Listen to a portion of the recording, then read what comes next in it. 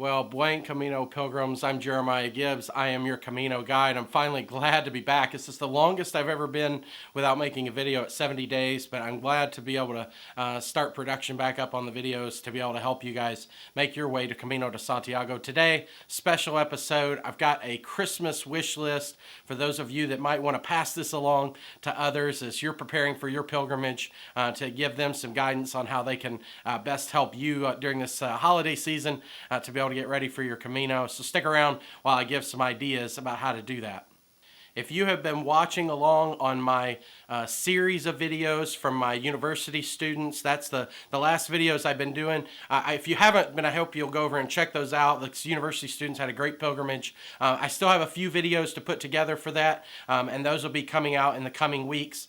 So definitely subscribe if you want to check out those videos and to be able to walk along with those university students as they make their way to Santiago as well. The first gift I want to be able to recommend to you is really easy to be able to put on a Christmas list, but I am going to recommend that you pick specific items because buying something that's not quite right is not going to serve your purpose, and that's with socks. So there's two possibilities that I would recommend. One of them is a 100% merino wool sock like this one. This one is from Darn Tough. I really like Darn Tough because they have a lifetime warranty. I actually wear these in my everyday life right now. I'm wearing a pair of them right now as I'm making this video, but the Darn Tough, I will put a link in the description to this specific sock. It's a medium weight sock, which is pretty perfect for all of the Camino season. You don't want a real lightweight sock because it won't have enough cushion. You don't want a heavyweight sock because it'll make you begin to sweat. At least that's my experience. So I really like these. I think they're called medium weight from Darn Tough, but any kind of merino wool sock, no cotton socks for sure. And for the most part, the alternative to merino wool, especially for those with allergies, would be some kind of an artificial polyester or something like that. The one other sock that I will mention as a possibility, and I had good luck with these, are these Right socks. The Right socks actually have a liner inside of them, inside of the sock, so it's a sock and a liner combined. I like those because the liner then doesn't have a chance to bunch up and so on. I never did well with liner socks because they would bunch up on my feet and actually create more blisters. A lot of people swear by them, but I have never had a good success with them.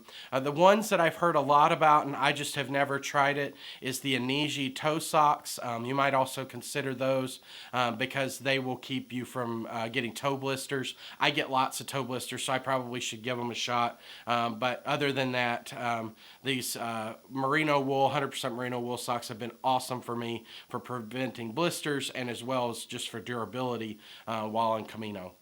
One added bonus of getting 100% merino wool is that they don't have to be washed as often, which is really nice on Camino. Merino wool is fights odors and bacteria naturally, so that's an advantage of being able to get the merino wool socks. The second item that I want to suggest to you is a backpacking specific poncho. Now this poncho is not very expensive at all. However, it is 100% better than some of the cheap ponchos that you buy in Spain along the way or something like that. It's very lightweight, it's very durable. And the great thing about using a poncho, well, there's two things that I would say. First of all, you don't get very hot when you're wearing it the way that you do when you're wearing rain gear that is close to your skin. It ventilates much, much better.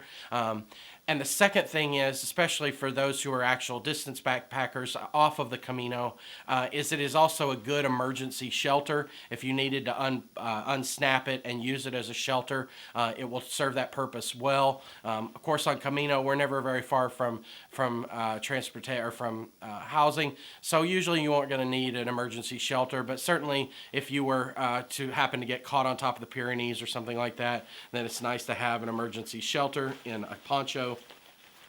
This one is not very expensive. I will put links to that one. I think it's about $20 or $25, and it's lightweight and does the purpose really, really well. It also is designed longer in the back than in the front, which means it will fit over your backpack, which is why you want a backpacking specific poncho so that it fits over your backpack and keeps your backpack dry as well, which is really nice because then you don't have to mess with the backpack cover as well. So this is a great alternative to be able to get off and on quickly whenever you might encounter rain on Camino. The third item I want to suggest to you is going to be a very lightweight down sleeping bag. Now this model is actually a sleeping, just a blanket. I'm going to put a link in the description though to a sleeping bag. I ended up not liking this one as much as the one I had before. I'll put a link to the one that I had before, which is an actual sleeping bag, but it's still this very, very light down. When you're on Camino, you're not going to need a very thick sleeping bag because you're sleeping inside. However, the alberga owners do not always turn the heat on as soon as you would like, and so sometimes it can get fairly chilly in the albergas. So a very light down sleeping bag. This one is going to weigh less than a pound, and is going to keep you very, very warm in those places. The other thing is that in the past, I always said sleeping bag optional because most of the albergas would have blankets in the available to you, and that may or may not be true since COVID. More and more of the alberga owners are not supplying blankets to you because of the need to keep them clean. So it's become more essential than it was in the past that you have some kind of a light sleeping bag to be able to stay warm. Now this next recommendation is going to be a backpacking umbrella. Now these are very specific. They're very ultra lightweight. They have this silvery material that reflects the sun. You probably have seen my backpacking my video specifically about this umbrella. I'll put a link to that up at the top. But this umbrella is amazing in the sun. So if you are going in the summer, or you know somebody who's going in the summer, to be able to attach this umbrella to your pack and have it provide shade on those very, very hot days crossing the Meseta, it's very, very good. I am completely sold on it now. I put a link in the description to the one that I purchased, but there's a lot of options out there now, and pretty affordable, I think down to maybe $30 or so to be able to get a backpacking umbrella like this that you can attach to your pack. Watch my video to see how I attach it to my pack because you do have to figure out something. They don't all come with attachments to be able to attach it to your pack, but I've been able to work out several ways that can be done, and they work well. So definitely, if you're going in the heat of the summer, the umbrella is nice, and certainly it will provide some rain protection, of course, too. I don't usually use it that way because I'm good with the poncho, and I don't like it blowing around in the wind so much in the windy days of the rain, but definitely it's nice for the sun and can provide an alternative for the rain as well.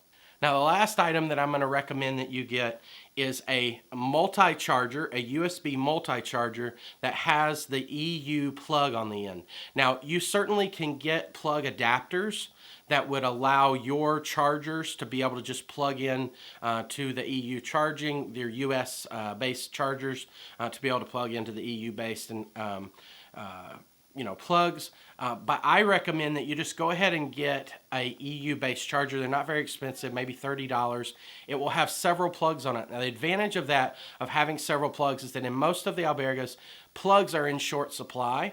And so if you are able to walk up and plug this in and say, hey, can I go ahead and unplug your charger? I'm going to plug yours into mine, and then we can both charge off of mine. Then people are going to be much more willing to give you the outlet because you're not taking away their ability to charge. But sometimes if you walk up and you only have a single and they have a single, it's harder to be able to say, hey, can I just go ahead and use my multi and we can both plug into it? But yeah, so this one has both USB-C and USB-A charging ports. It's very high powered.